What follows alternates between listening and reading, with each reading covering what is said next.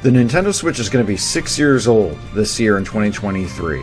It's also the best-selling console year after year, every year since it was originally released back in 2017. This is quite an achievement, considering Nintendo's previous console, the Wii U, was one of their worst-selling consoles and technically a critical failure. The technology and chipset that run the Nintendo Switch is back from 2015.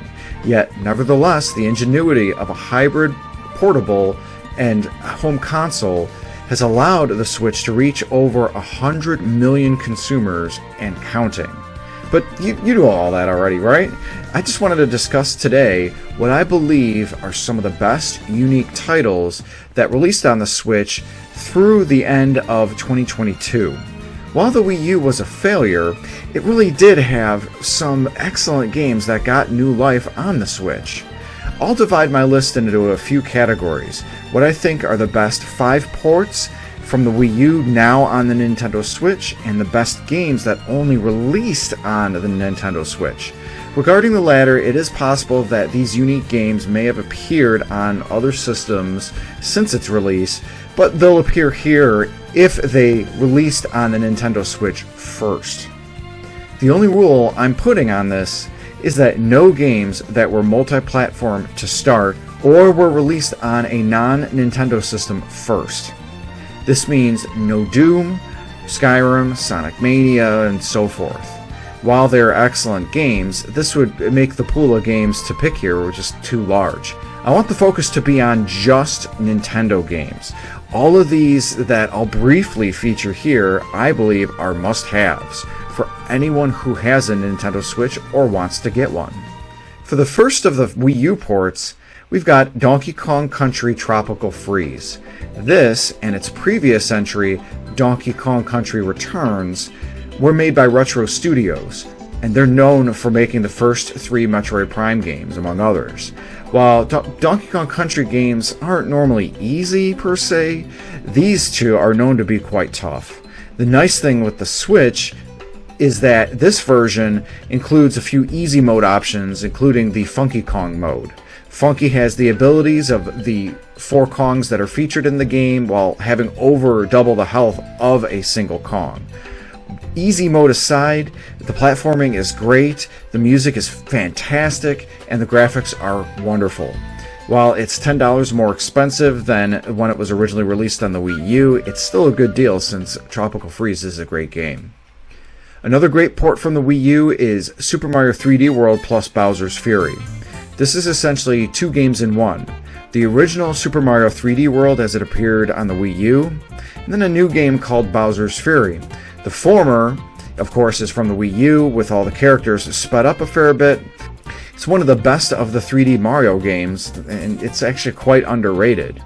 It also allows 4-player simultaneous gameplay with Mario, Luigi, Toad, and Princess Peach, each of them having the characteristics that we've seen back from Super Mario Bros. 2 US. Bowser's Fury, though, is the gameplay from 3D World, only playing as Mario, wrapped in a small yet open world concept where Mario must collect cat shines so that he may kaiju battle Bowser. This essentially is the gameplay loop of Sonic Frontiers, Mario style. Next up is Mario Kart 8 Deluxe. This is the base game from the Wii U, but with the DLC from that system already included within the game. And now we're seeing additional DLC being added by Nintendo roughly 5 years after this game's re-release on the Switch. This DLC is serviceable. The tracks look like they come from the mobile title Mario Kart Tour, which they do, but it's included at no charge if you've got the NSO expansion pack. This is probably the best Mario Kart game released, as the racing itself runs great and there's very little noticeable slowdown and lag. My complaint is the in-game rubber banding that it has, and that the AI does when doing one-player Grand Prix. But that's honestly par for the course with a Mario Kart game, and really any kart game. The game also has a wide range of options, such as engine sizes from 50cc to 200cc, item selects, which was one of the more recent updates, and over 40 characters. The in-game multiplayer options are great. You can do up to 4 people on one Switch and one TV. You can do local connections of up to 8 switches with a total of 12 people wirelessly.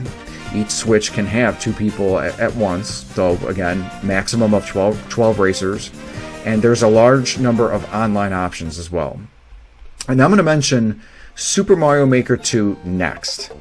This game is sold as a sequel to the first entry that released on the Wii U, although it's just like the first game, but with a lot more options.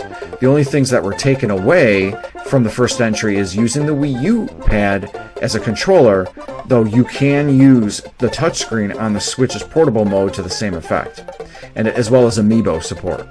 The game itself is still the player being able to make and build Mario levels from the models of Super Mario Bros. 1, 3, World, and the new Super Mario series. Also added is the 2D version of Super Mario 3D World style levels. If building and sharing levels isn't really your thing, you can just connect online and play the hundreds of thousands of levels that other players have made there. And not all of them are winners, though the game can curate the best rated ones for you. Super Mario Maker 2 also has a one-player story mode, which is the game's sneaky way of being a tutorial for the player on how to create great levels. And finally, there's The Legend of Zelda Breath of the Wild. This is one of the last Wii U games, but also the first Nintendo Switch game, both released on the same day of March 3rd, 2017. There honestly isn't much to say that I haven't said already about Breath of the Wild in previous videos of mine. This is still the best Nintendo Switch game and Wii U game. It's also one of the best Zelda games ever made, and it's also one of the best open world ones too.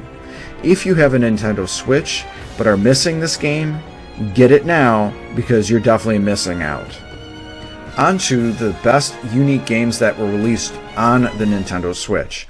My first recommendation on this would be Super Smash Bros. Ultimate. As the 5th and potentially final of this genre-defining platform fighter, this is also one of the greatest crossovers in video game history. Where else can we see Mario fight Sonic the Hedgehog, Cloud from Final Fantasy, Steve from Minecraft, and Sora from Disney's Kingdom Hearts series?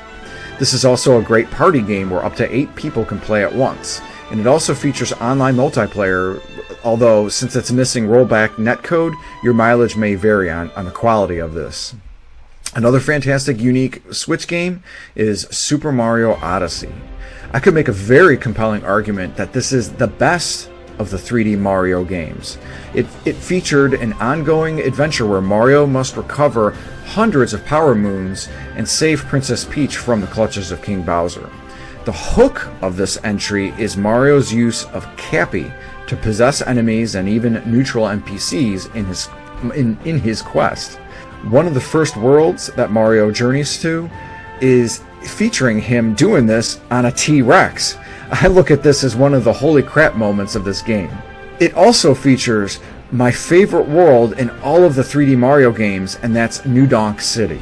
It's funny seeing anatomically correct humans next to Mario, and the world there itself is one big playground. Now, as a Samus Aran fanboy, it should be no surprise that I'd recommend Metroid Dread.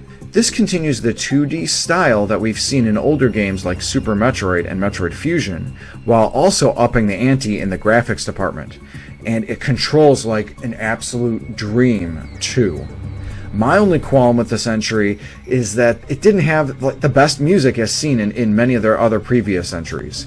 Regardless, it's fantastic and one of the best in the series, and one, according to developers, ends the actual involvements of Metroids in Samus's universe. I'm keeping my fingers crossed we'll continue to see more games in the Metroid series, especially 2D ones. While the Nintendo Switch itself doesn't have the graphical prowess of the PS5 or even the PS4, I recommend Luigis Mansion 3 enough for how fantastic this entry looks and runs. The game is more of an action puzzler, as you guide Luigi through a multi-leveled haunted hotel as Luigi works to rescue his Mushroom Kingdom friends. The addition of Gooigi is also a great way to expand how the puzzles themselves can be solved too. While combat against the ghosts is relatively simplistic, it's still a fun game from start to finish. And finally, I'd recommend Xenoblade Chronicles 3. Really, if you went with Xenoblade Chronicles 1 Definitive Edition instead, that's also a great entry to this overall series. Both games feature large worlds to explore, memorable characters, and great unique stories, and they both have fantastic soundtracks. I personally give the edge to the third entry due to the battles and gameplay being the most streamlined that they've ever been, but you really can't go wrong with either entry. And why not both? All of these are first-party Nintendo titles, which is no surprise because not only is Nintendo a good hardware designer, they create fantastic games. If I had to go for picks on third-party games, I'd first start off with Octopath Traveler. This is now available on PC, Steam, and Xbox systems, but at first was only on the Nintendo Switch. It's a fantastic JRPG with a story that focuses on 8 characters, each with their own unique backstory and chapter system. They do come together in a text bomb through an extremely difficult end/secret/super boss, but for the most part, there really isn't any character-party interaction within their unique stories. If you're a classic JRPG fan, you'll be in luck because it has not only the graphic stylings of the HD 2D look, but the gameplay as well through classic turn-based combat. Team Asano has really taken this HD 2D styling to new heights with the more recently released Live Alive, which is another recommendation I'd like to give, except that's a remake of an older Japanese-only game released on the Super Famicom, thus I guess technically not within the bounds of this video. I will recommend Bravely Default 2, as it's another turn-based JRPG first released on the Switch. That aesthetically is more like Bravely Default and Final Fantasy 3 and 4 3D remakes, but the combat is very similar to Octopath Traveler with a job system like Final Fantasies 3 and 5. Another good third-party recommendation would be Monster Hunter Rise. Capcom did an incredible job with this entry, really taking the Nintendo Switch hardware to its limits in this action-adventure title. It also has a robust online multiplayer system in the event you want to do quests with friends or strangers.